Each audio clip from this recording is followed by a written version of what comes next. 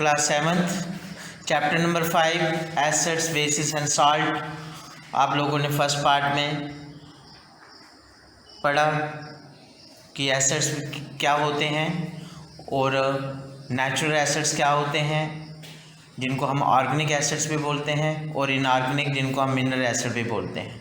आज हम पढ़ेंगे बेसिस के बारे में। सबसे पहले एक टेबल जो दिया हुआ है आपको पेज नंबर 57 में, कॉमन बेसिस है उस टेबल का नाम। इस टेबल में name of basis, chemical formula और फाउंड इन, किस में जे बेस पाया जाता है उस सब्सटेंस का नाम भी दिया हुआ है। नंबर 1 में सोडियम हाइड्रोक्साइड लिखा हुआ है। सोडियम हाइड्रोक्साइड का केमिकल फार्मूला होता है, एन कैपिटल है, a small and a O H, O भी कैपिटल और एच भी कैपिटल, NaOH। NaOH इसका केमिकल फार्मूला है। और ये जो सोडियम हाइड्रोक्साइड जो है वो कौन सी सब्सटेंस है जिसे आप इस्तेमाल करते हो, वो है सोप, साबुन में ये केमिकल पाया जाता है। ये बेस साबुन में पाया जाता है। सोप मीन साबुन, वही साबुन जो आप लोग जो ना कपड़े धोते हो, नहाते हो, उसमें पाया जाता है।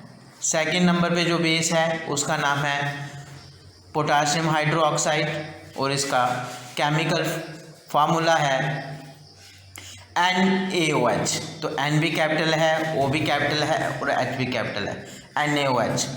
और ये लिक्विड सोप में पाया जाता है। तो आपको पता होगा लिक्विड सोप क्या होता है, कि जैसे हैंड वॉश करने वाला जो सोप है जिसमें आगे टिप लगी होती है, जैसे दबाते हो तो वो बाहर ड्रॉप की तरह गिरता है, वो लिक्विड सोप हो जाता है।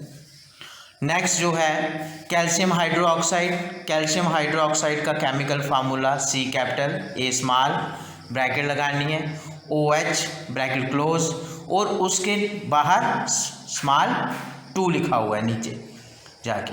तो आपने इनके केमिकल फार्मूले जो हैं वो लर्न करने हैं। कैल्शियम हाइड्रोक्साइड का केमिकल फार्मूला क्या है, CaOH2। कैसे पढ़ना है इसको, CaOH2। और ये लाइम वाटर में पाया जाता है। और लाइम वाटर क्या होता है, लाइम मीन चूना होता है, जो सफ़ेदी, उस सफ़ेदी को जब आप पानी में डालते हो तो वो जो चूने वाला पानी जो है उसे लाइम वाटर बोलते हैं। कैल्शियम हाइड्रोक्साइड ये जो बेस है ये उसमें पाया जाता है। नेक्स्ट जो बेस है जिसका नाम है मैग्नीशियम हाइड्रोक्साइड। मैग्नीशियम हाइड्रोक्साइड का केमिकल फार्मूला है Mg, M capital, G small, OH bracket के बाहर 2 लिख देना है। मिल्क ऑफ मैग्नीशिया, ये मिल्क ऑफ मैग्नीशिया में पाया जाता है। और ये बेस मैग्नीशियम हाइड्रोक्साइड जिसका केमिकल फार्मूला आपने लर्न करके रखना है, M capital, G small, OH2। Next number पे अमोनियम हाइड्रोक्साइड। अमोनियम का NH4 और हाइड्रोक्साइड को जो हाइड्रोक्साइड का जो केमिकल फार्मूला है OH।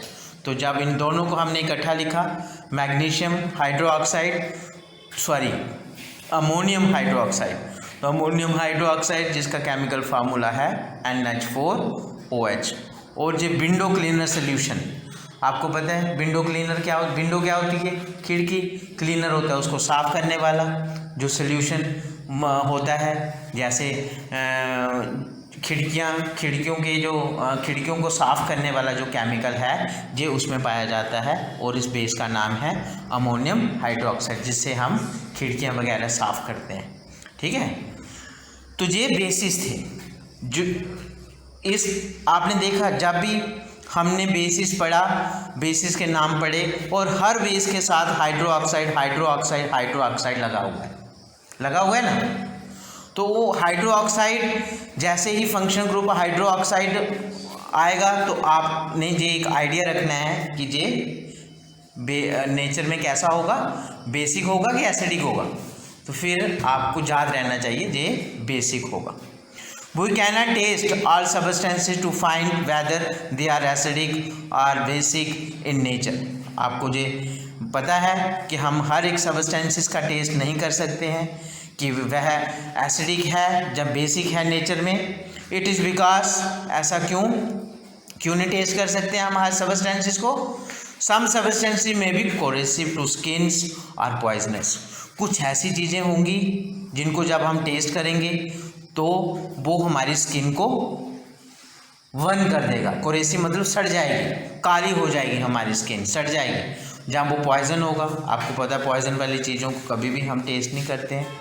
Now the question arises, अब क्वेश्चन ये है कि if we can not test every substances, यदि हम हर एक चीज़ को टेस्ट नहीं कर सकते हैं, how do we find its nature, फिर हमें पता कैसे लगेगा उस चीज़ का कि वो बेसिक है, एसिडिक है, साल्टी है। तो अब हमें, यदि हम हर चीज़ को टेस्ट नहीं कर सकते हैं तो क्वेश्चन ये है कि हम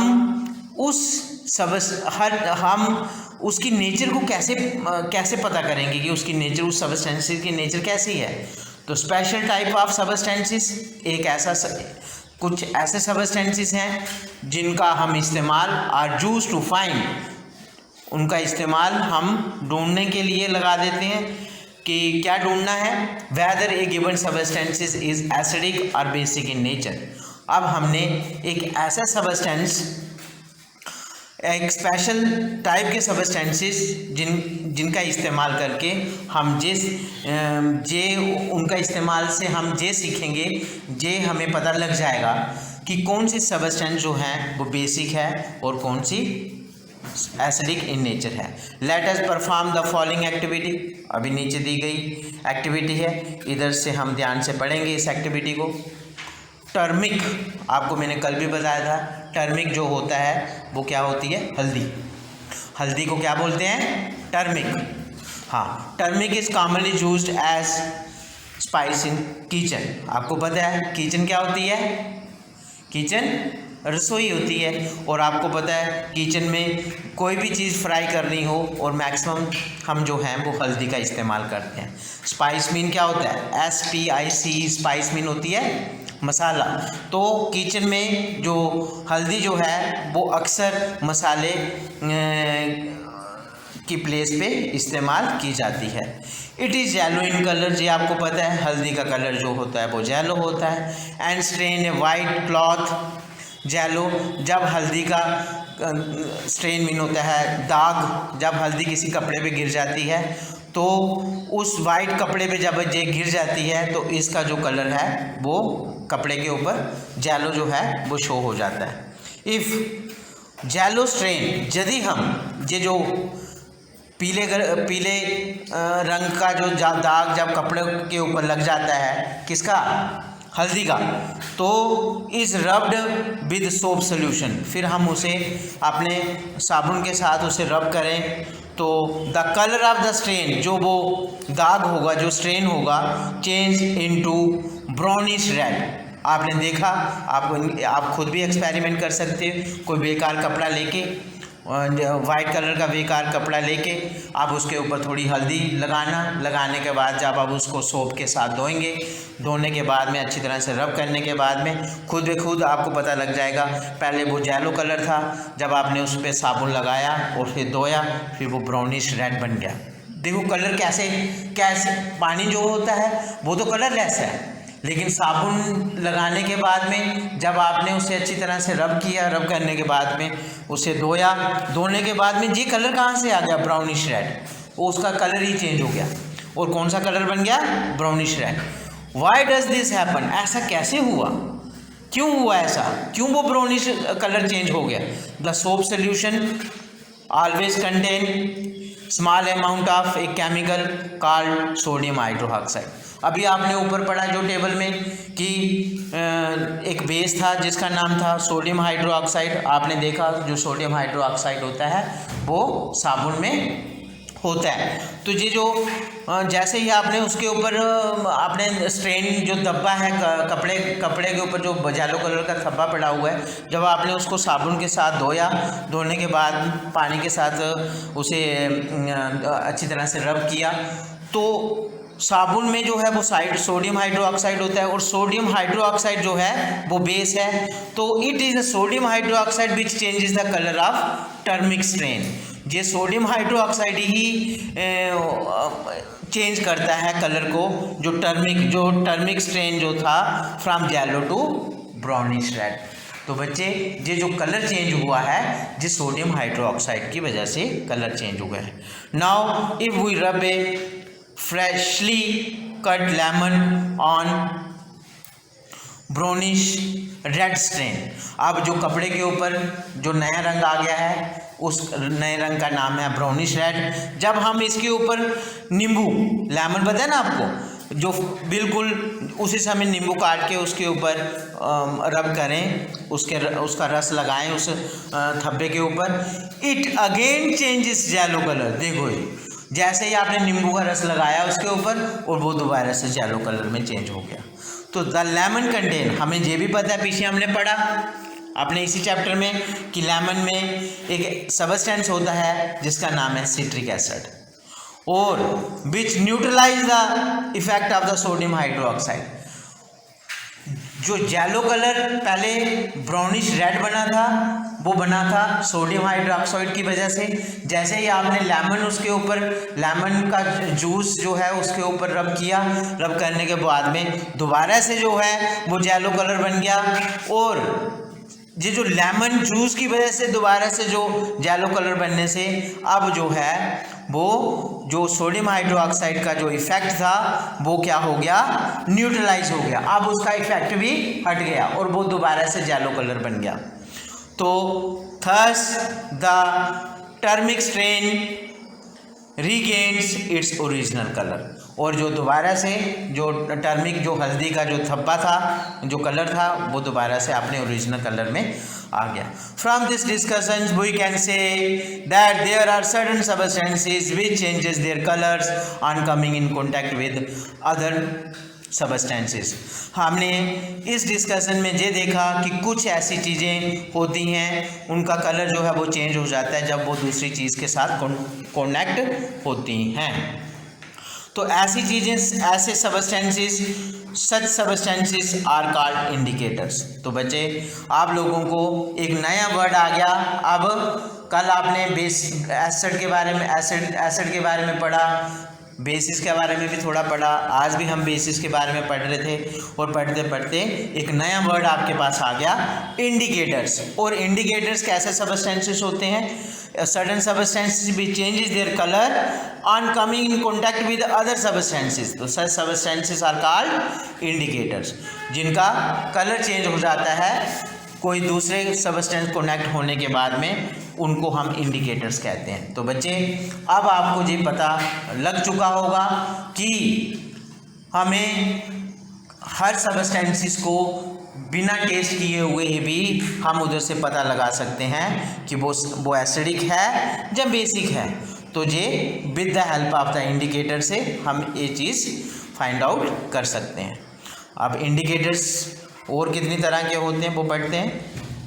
the complex natural occurring substances which change their color on coming in contact with acidic or basic substances are called indicators। आप indicators की एक और डेफिनेशन बड़ी अच्छी दे सकते हो कि ऐसे कम्प्लेक्स नेचुरल अकरिंग सबस्टेंसेस जो कि नेचर में पाए जाते हैं, जिनका colour which change their colour, जिनका रंग जो है वो बदलता है, ऑन कमिंग इन कॉन्टैक्ट, जब उनका कॉन्टैक्ट किसी एसिडिक या बेसिक सबस्टेंसेस के साथ उनका जब कॉन्टैक्ट होता है, उन सबस्टेंसेस का कलर चेंज होता है। उन सबस्टेंसेस को हम क्या कहते हैं?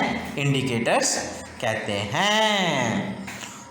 In the above discussions turmeric is an indicator. अब हमने जो भी पीछे एक्टिविटी की और उसका कंक्लूजन हमने ये निकाला कि जो टर्मिक है वो एक इंडिकेटर है।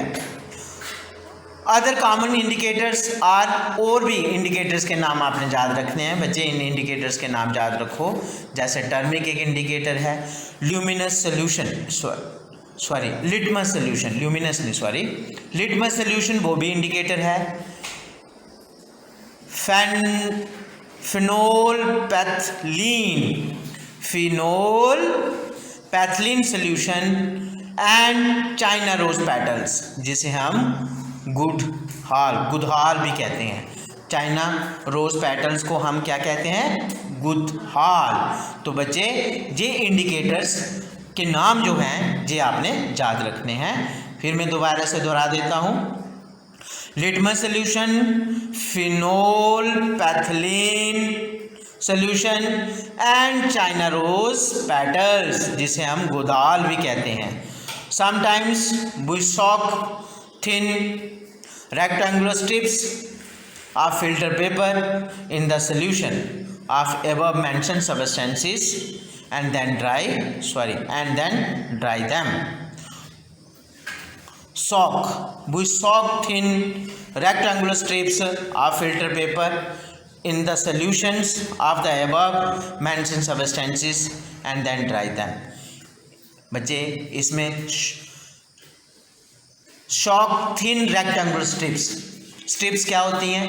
जैसे आपका पेज है, इस पेज के छोटे छोटे रेक्टेंगुलर शेप में आप इसके पीसेस करो, वो रेक्टेंगुलर स्ट्रिप्स बन जाती हैं। तो फिल्टर पेपर की रेक्टेंगुलर स्ट्रिप्स सोल्यूशन को हमने डालना है जो ऊपर सबस्टेंसेस आपको दिए हैं। ऊपर कौन कौन से सबस्टेंसेस दिए थे आपको?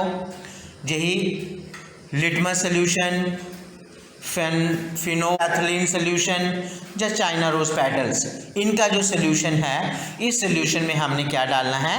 Rectangular strips of filter paper की हमने रेक्टेंगुलर स्ट्रिप्स डालनी, डिप करनी है और फिर उनको सुखाना है सोल्यूशन में डाल करके। फिर वो स्ट्रिप्स बाहर निकालनी है और ड्राई मतलब सुखाना है दम उनको। किनको सुखाना है? जो स्ट्रिप्स आपने ऊपर वाले सोल्यूशन में डिप की है। तो दीज ड्राइड स्ट्रिप्स, जब ये स्ट्रिप्स सूख जाएंगी, दीज स्ट्रिप्स आर कॉल्ड, इनको हम क्या कहेंगे? लिटमस पेपर कहेंगे। मिथाइल ऑरेंज पेपर भी, और एक लिटमस पेपर बन गया। जब आपने लिटमस उसमें लिटमस सोल्यूशन में पेपर डाला, वो पेपर बन गया आपका फिल्टर पेपर। अब किस में चेंज हो गया? वो लिटमस पेपर में चेंज हो गया। जब आपने वही फिल्टर पेपर किस सोल्यूशन में डाला? फिनोल पैथिलीन सोल्यूशन में डाला, फिनोल पैथिलीन पेपर बन गया, और मिथाइल ऑरेंज पेपर भी बन गया, और चाइना रोज पेपर भी बन गया। आपने देखा कि एक फिल्टर पेपर से हमने किस तरह से लिटमस पेपर बनाया, फिर फिनोल पैथिलीन पेपर बनाया, फिर चाइना रोज पेपर बनाया।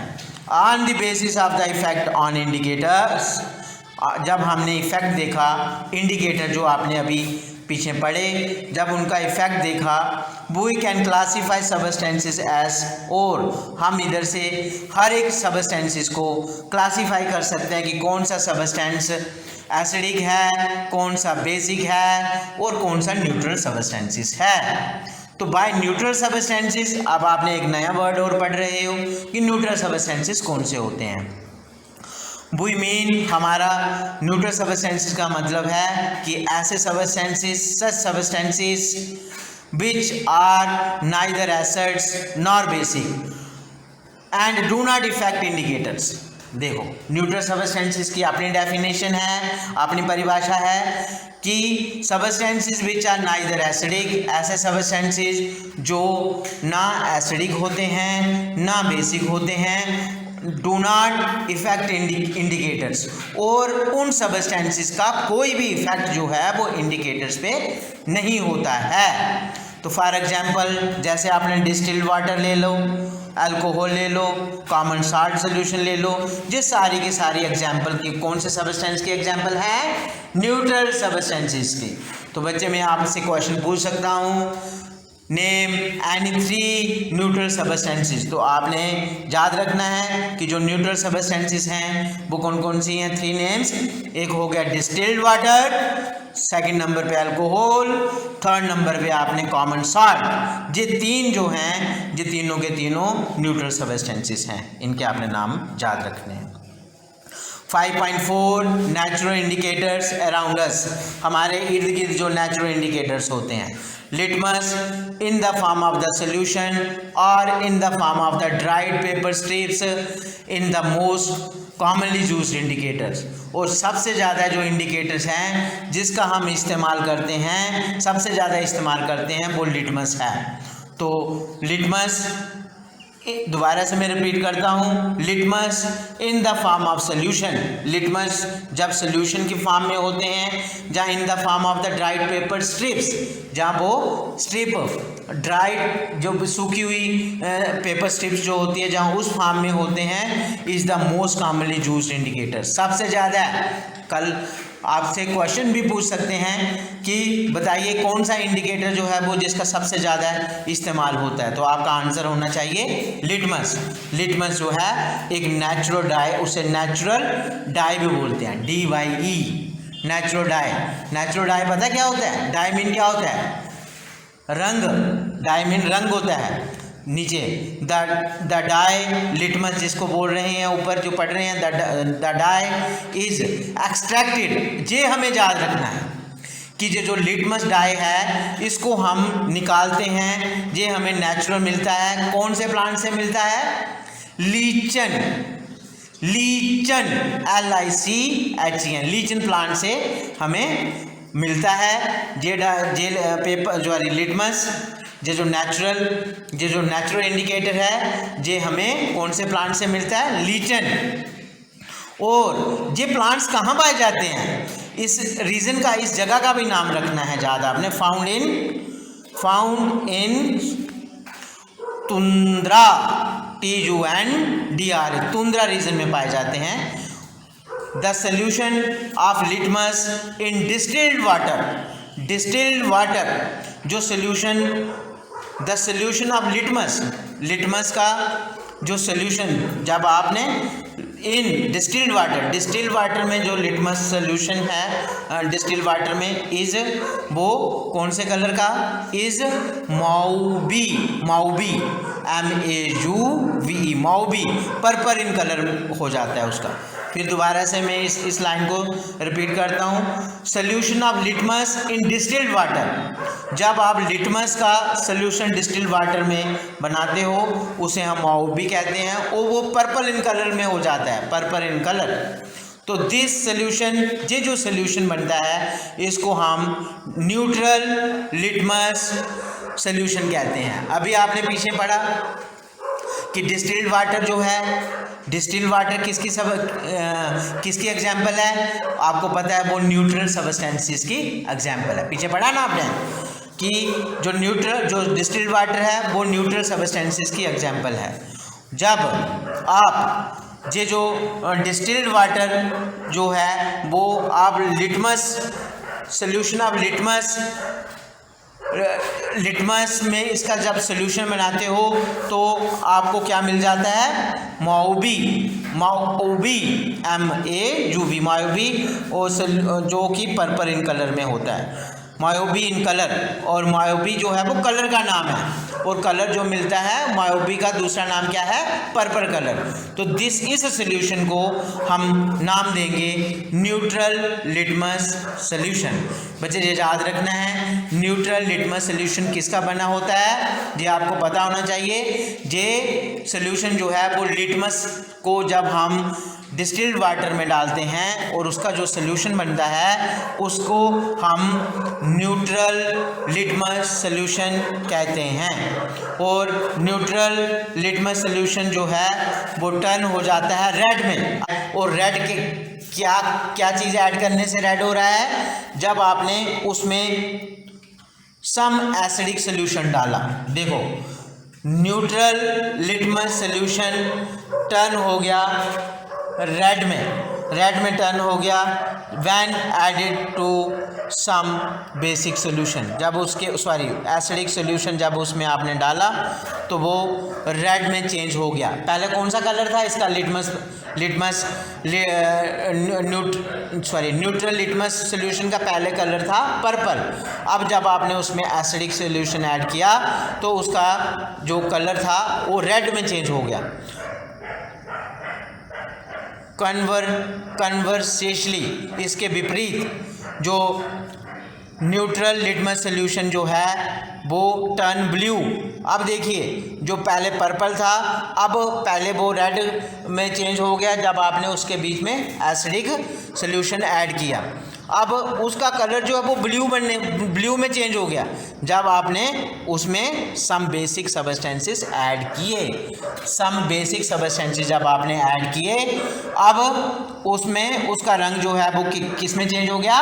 ब्लू में, पर्पल से ब्लू में चेंज हो गया। तो if thin strips of paper, अब पेपर की जो आपने ऊपर पेपर लिए थे जिनको आपने सुखाया हुआ था, are soaked if thin paper of strips of paper are soaked in red litmus solution, जो रेड लिटमस सोल्यूशन आपको ऊपर मिला जब आपने उसमें एसिडिक सब्सटेंसेस ऐड किए, तो रेड लिटमस सोल्यूशन जो आपको मिला जब आपने उसमें स्ट्रिप्स ऑफ पेपर को डिप किया, और blue litmus solution, then dry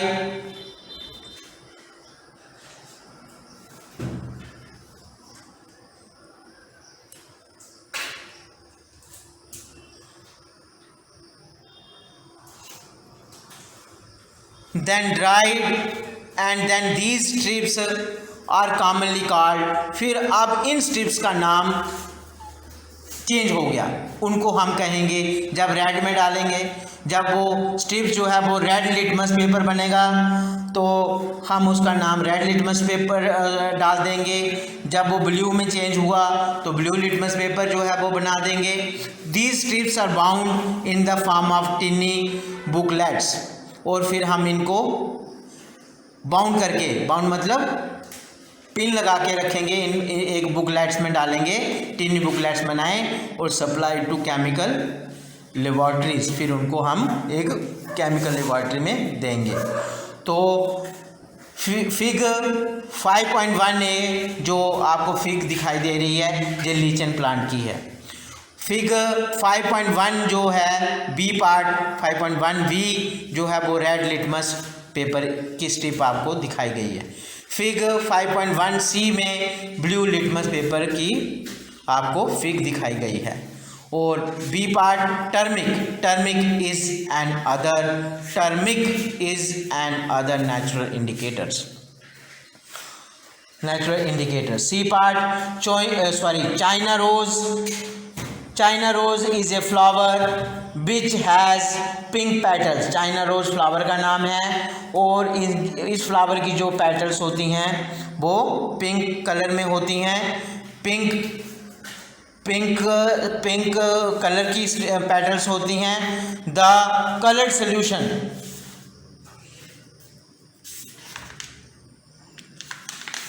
बच्चे चाइना रोज के बारे में हम नेक्स्ट वीडियो में आगे पढ़ेंगे। अब हम देखेंगे कि अब जो एक्टिविटी 5.2 है उसको हम डिस्कस कर लेते हैं। एक्सरसाइज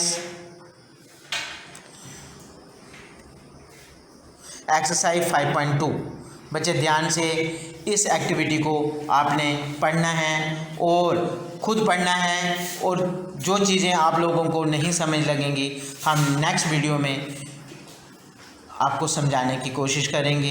ये आपका होमवर्क है, इसको आपने रीड करके रखना है। Thank you all of you.